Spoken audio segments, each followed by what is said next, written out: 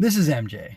I'm an author, I'm an artist, I'm an analyzer. Find all my work at mjmunoz.com. Welcome to my fully operational Star Wars analysis. This episode, I will be talking about The Bad Batch, episode 103, Replacements, which originally aired May 14th, 2021. The writer is Matt Michnovetz. The story editor, believe it or not, is Matt Michnovetz. The director is Nathaniel Villanueva, and the score was done by Kevin Kiner. The immutable Kevin Kiner. So, first of all, how are you going to edit your own story and be credited as the story editor when you edited the story? Unless it was like, these episodes were originally an arc of the Clone Wars that started 4 years ago, and then when it got canceled, they're like, whew, man, that was going to be in season 8 of Clone Wars. What do we do? We'll put it in the drawer for now. And then, hey, you know what? 2 years ago, they came back and said, hey, Matt, we're doing it. We're going to edit the story a little bit, and I want you to be the guy because you know what's going on, because I'm hiring you to be the architect of this. This is my pitch for Bad Batch. Clone Wars is done. This is what we did with Ahsoka's arc in the season 7, blah, blah, blah. So we need to adjust things to tweak them for how we're doing things now in the Disney Lucasfilm world, now that we're no longer just under GL. So I need you to tweak this for me. The last episode also had Matt Michnovetz. I'm sorry for butchering your name. Yeah, Michnovetz as the story editor for the other person who wrote that episode. So I just thought it was interesting that he was being story editor on the story that he himself wrote. But I'm thinking, if there's like years in between working on it, that would make sense. Anyway, that writer credit analysis speculation aside, I'm going to jump straight into the bad stuff in this episode of The Bad Batch. I can't see the action in the deep darkness. When I saw Solo at the drive-in with my family, it was the same thing. Parts of the movie were too hard to see. Come on, gang. I want cartoon darkness where I can see everything going on, but the characters can't. Maybe that is too much to ask for the oh-so-cinematic Bad Batch, descended from Clone Wars. I don't know, but it's a big gripe of mine across various film and television projects. This is a visual medium, and while I love all the sound design, I have poor audio hardware most of the time, so I can't enjoy that as much as I can the visuals. Also, like if I'm at home, which I have crappy home, I don't have a home theater. I have a computer monitor that I watch stuff on right now. But if I'm at home watching it with my kids, they're all yelling and jumping and asking questions and nudging me. And also, I can't listen to it. This is a kid show. How are the kids supposed to hear what's going on? They're children, for crying out loud. Anyway, moving on. Yeah, going on to the good stuff. The depravity and naked evil of the Empire is good to see on display on Onderon, and just in the show in general. The Empire commits atrocities, and it is healthy for that to be shown so effectively. It was really chilling to see how easily Crosshair has taken to murdering people, when before he was just really destroying droids, right? I mean, he's gone from being a droid, destroyer, to a human being, or, sentient, murderer. And, gosh, that's pretty rough. I like Chad Trooper protesting killing the civilians, and that he took point and tried to get his fellow troopers to disregard Crosshair's orders to murder the defenseless prisoners. Seeing that nuance and difference between a soldier and an executioner is neat. Makes me think of Karth and and Canderous arguing in KOTOR. Makes me think of a lot of different things. But yeah, man, the atrocities of an empire, they're easy for people to get away with, because the whistleblowers are the ones who get killed usually.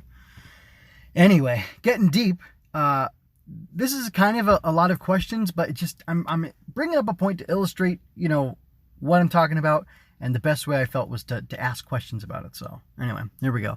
How do you feel about Crosshair murdering Chad Trooper, who I just said I liked, and I liked his moment, or at least I liked a little bit. Honestly, I was slightly pleased, and I wonder why that was, or why that is. I barely know Crosshair, and I know he's willing to murder any civilians he's ordered to, but something about the guy, I didn't join the Empire to be proked and prodded, blah, blah, blah. Anyway, and he hates clones, and he's all racist against clones or whatever, but something about the guy really rubbed me the wrong way, and I want to know, is it a fault in me, or is it the framing of the show that caused me to enjoy Crosshair just shooting him in the gut like that?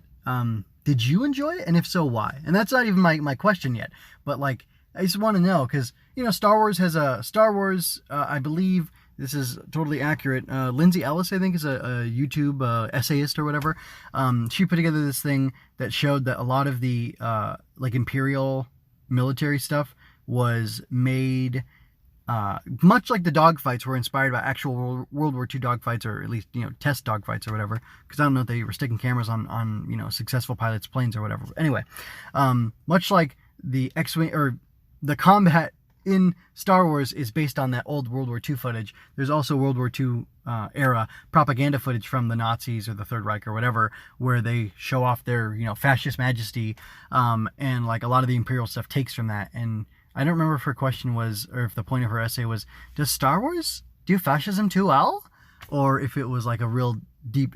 I remember it being a good essay, and I enjoyed what she had to say, because I kind of have an issue with the fact that Star Wars makes the bad guys look so good, look so cool, look so compelling, and like the heroes, they're just kind of okay, Anyway, so like, is there something flawed in the framing of the kind of spat between Crosshair and Chad Trooper, which is what I'm calling the blonde guy that got shot, or is it me? Am I the problem? Am I some sort of warped, twisted individual? I think not, I don't like violence. I like the good guys. I don't like the Empire or the Sith. I in fact, I actively support, the Jedi, or at least, the light side or whatever, putting that stuff into balance.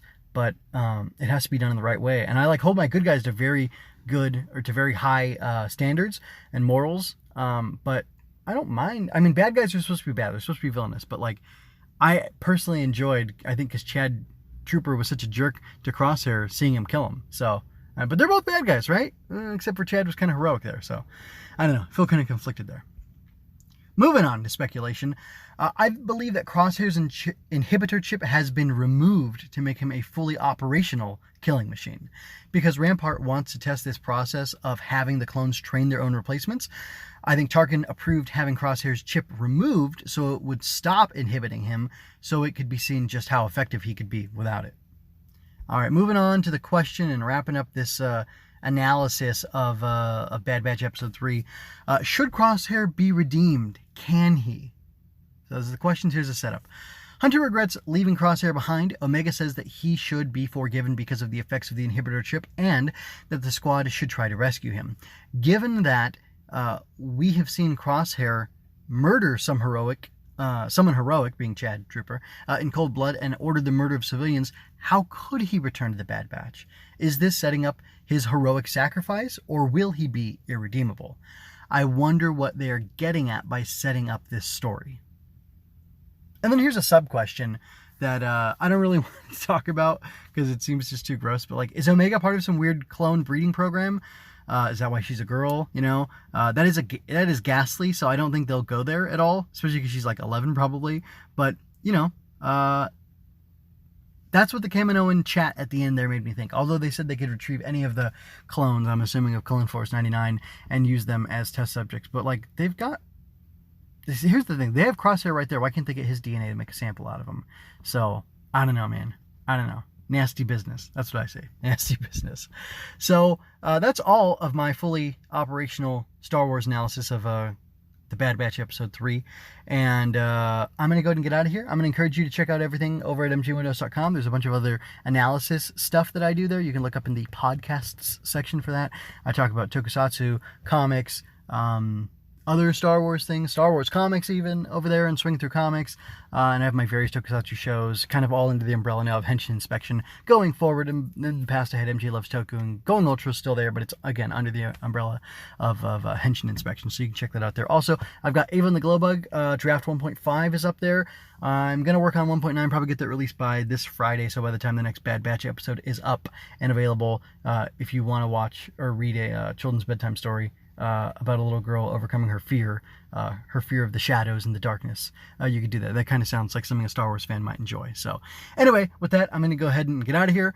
I'm going to encourage you to find balance, to accept the darkness within you and walk in light. This is MJ, leaving you with peace and blessings and signing out until next time.